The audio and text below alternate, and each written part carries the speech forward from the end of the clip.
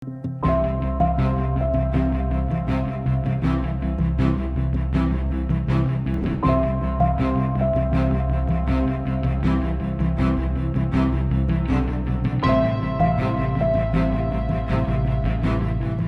bonne question. D'abord, je vais faire une introduction sur les SCPI avec quelques chiffres. Les SCPI, c'est un marché aujourd'hui d'environ 65 milliards. L'année dernière, il y a eu à peu près 9 milliards de collectés, 120 SCPI disponibles sur le marché, avec plus de 750 000 associés, c'est-à-dire d'adhérents. Dans nos critères de sélection, et c'est très important, c'est de ne pas regarder seulement la rentabilité, puisque vous avez des SCPI qui vont de 3,50 de rendement annuel à presque 6%. Alors, se concentrer, prendre l'ensemble des critères, c'est-à-dire regarder déjà la composition de la SCPI. Est-ce que ça va être une SCPI d'hôtellerie, de commerce, de bureau ou de santé? Aujourd'hui, par exemple, nous recommandons essentiellement des SCPI de bureau en Île-de-France, plus particulièrement dans le quartier d'affaires à Paris, ou la santé qui est un secteur porteur avec l'éducation et la crèche. Et via la crise sanitaire qu'on a connue, d'éviter au maximum tout ce qui va être commerce et hôtellerie. Ensuite, on va regarder la capitalisation, des grosses capitalisations avec des antériorités de cette SCPI, parce que ça nous permet d'avoir un historique sur ce type de SCPI. Le capital, très important aussi, fixe ou variable. Qu'est-ce que ça veut dire? C'est que si vous êtes sur un capital fixe, c'est que vous avez un nombre limité de parts émis par le gestionnaire. C'est-à-dire que le moment où je vais vouloir revendre mes parts, il va falloir qu'il y ait un acheteur en face. C'est ce qu'on appelle du marché au gré à gré. Parce que quand vous êtes sur un capital variable, il y a une création, un nombre de parts qui sont non limitées et c'est beaucoup plus simple pour revendre votre SCPI puisque surtout depuis 5-6 ans, vous avez plus d'acheteurs, donc de création de parts, que de vendeurs. Ensuite, on va regarder les actifs de la SCPI, le type de bureau. C'est sûr que malgré la crise sanitaire, si je regarde les bureaux type dans le 8e arrondissement de Paris ou dans le 16e, il va y avoir un très bon taux de remplissage. Versus, et j'ai rien contre, les 3e couronnes de grandes métropoles où là ça va être un peu plus difficile de trouver des bailleurs.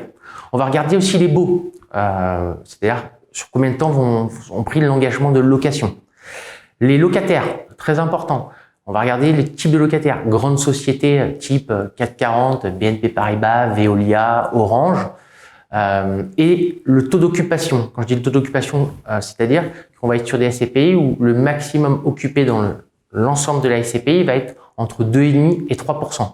Pourquoi? Parce que si vous aviez quelqu'un qui représenterait 50% d'occupation dans la SCPI, si ce locataire partait, vous auriez un taux de rentabilité qui diminuerait de moitié. Donc là, vous avez au moins une dilution en termes de gestion locative. Et enfin, très important, le taux d'occupation de la SCPI. Ne pas aller sur des taux d'occupation très élevés.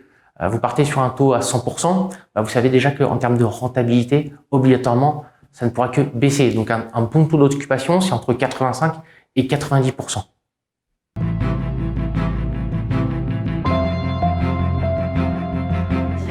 Alors c'est une très bonne question. Tout va dépendre de l'objectif de l'épargnant. À savoir que quand vous achetez des SCPI en direct, vous êtes sur un achat immobilier. C'est un sous-jacent immobilier, donc une détention longue et avec des frais à la revente qui sont importants, comme les frais de notaire pour de l'acquisition de l'immobilier en direct. Via l'assurance vie, ça va être pour optimiser votre épargne, donc en disposer quand vous souhaitez, puisque via l'assurance vie, l'assureur a une contrainte de liquidité sous 30 jours. Donc vous pouvez récupérer au plus tard sous 30 jours vos liquidités. Ensuite, les frais vont être diminués en assurance vie. Vous allez avoir des frais aux alentours de entre 1 et 2% versus 10 en direct. Très important, vous évitez toute la fiscalité en assurance vie puisque vous capitalisez votre contrat d'assurance vie et tant que vous n'avez pas racheté, vous n'avez pas effectué de rachat, vous n'allez pas avoir de fiscalité. En direct, vous allez percevoir les loyers qui sont versés trimestriellement et qui dit loyer, malheureusement, dit imposition. Donc, c'est vraiment des objectifs différents. Il y en a un, ça va être vraiment pour optimiser mes liquidités et de l'autre, ça va être vraiment pour avoir des revenus complémentaires comme vous pouvez avoir sur l'immobilier en direct.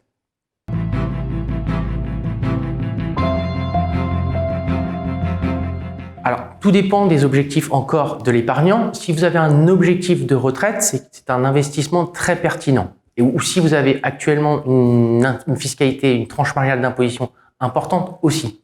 Pourquoi? Puisque lorsque vous achetez des SCPI en pleine propriété, vous allez percevoir des loyers et donc être imposé sur ces loyers à votre tranche marginale d'imposition plus prélèvements sociaux. Donc ça peut monter jusqu'à 60% sur les loyers pour les grosses tranches marginales d'imposition. Quand vous avez des disponibilités et du temps, acheter des SCPI en démembrement, ça vous permettra d'éviter la fiscalité parce que pendant la durée du démembrement, il va ne rien se passer. Vous n'allez pas percevoir de loyer. En échange de quoi, vous allez acheter ces SCPI avec une décote. Je donne un exemple chiffré. Vous achetez 10 000 euros de SCPI démembrés, la nue propriété de la SCPI sur 5 ans. Vous allez récupérer à peu près 12 500 euros de SCPI en pleine propriété, sans revalorisation de part. Et à partir de ce laps de temps, vous allez percevoir des loyers. Mais ça vous a permis pendant 5 ans d'avoir une revalorisation sans payer de fiscalité. Mais toujours avec un objectif, j'ai du temps, j'ai un horizon de placement lointain, à long terme.